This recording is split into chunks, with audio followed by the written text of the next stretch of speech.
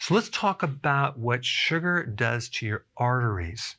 And probably the biggest damage from high amounts of sugar in the blood with the diabetic is done to your vascular system. And I want to talk about what occurs in that state. So you have two things. You have the macrovascular system and the microvascular system. So the large vessels and then the small capillaries.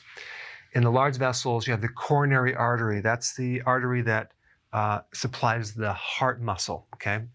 And then you also have peripheral arteries throughout your body.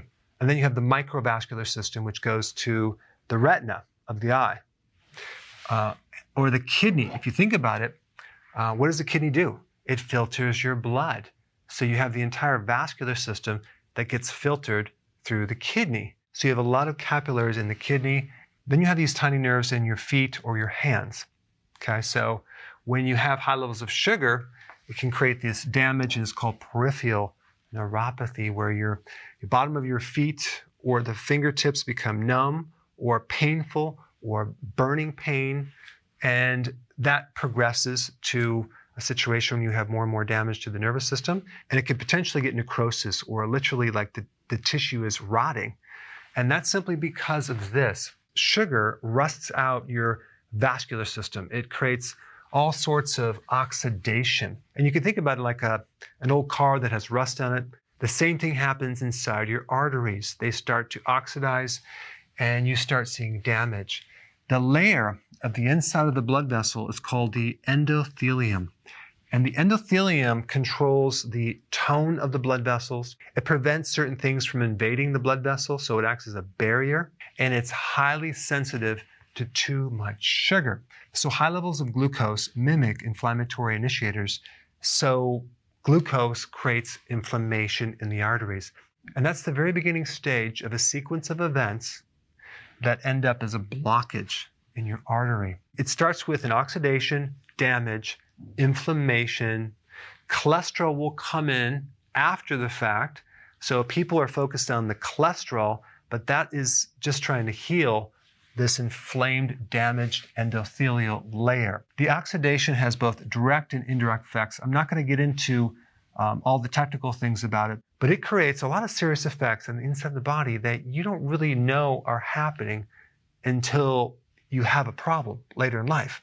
It'll also start thickening the inside of the blood vessels, creating stiffness. And then from the high sugar, you develop insulin resistance, which starts to create a decreased blood flow. And a lot of the neurological damage that occurs from having diabetes or high sugar comes from the damaged blood vessels that starve off the nerves. That's really what happens.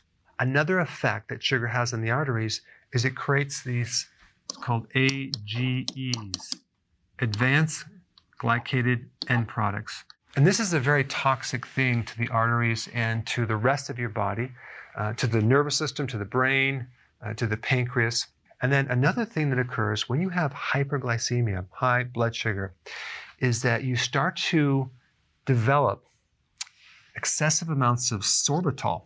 Now, sorbitol alcohol, that's what it's called, starts to build up in the cells and starts accumulating fluid and starts to damage the cells in the retina.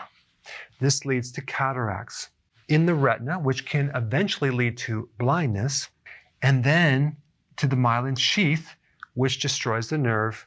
And that's why diabetics get the peripheral neuropathies in the feet, in the hands, and it starts spreading up this way because it starts to destroy the vascular system and the nervous system. And if you can't bring in oxygen and nutrition to the tissues, it starts to die. You get necrosis. Other than that, you're perfectly fine. Also realize that your body has the ability to make its own sugar if needed. It's called gluconeogenesis. And so does this same thing happen when your body makes sugar?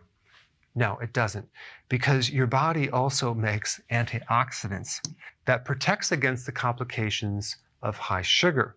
And these are the antioxidants that it makes, because with glucose comes oxidation, comes high levels of free radical damage, okay?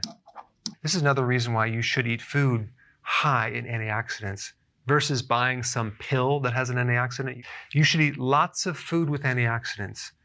you should beef up, no pun intended, your vegetable levels to prevent some of the complications of this high sugar situation. This is why diabetics that are eating healthier, that have additional antioxidant support, have less complications from the diabetes.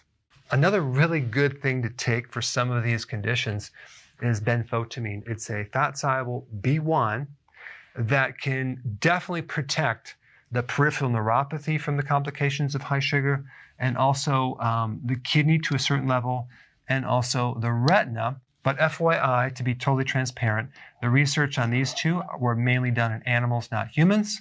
But I've personally used benfotiamine with a lot of clients for peripheral neuropathy and have seen amazing, amazing results. So in summary, learn from the mistakes of others. Learn from this knowledge of what happens to your body when you eat too much sugar. And don't wait for these conditions to happen, because a lot of the symptoms that occur with this don't show up for years until it's to the point where it might be too late. For more information on blood sugars and diabetes, I put some interesting videos on this board.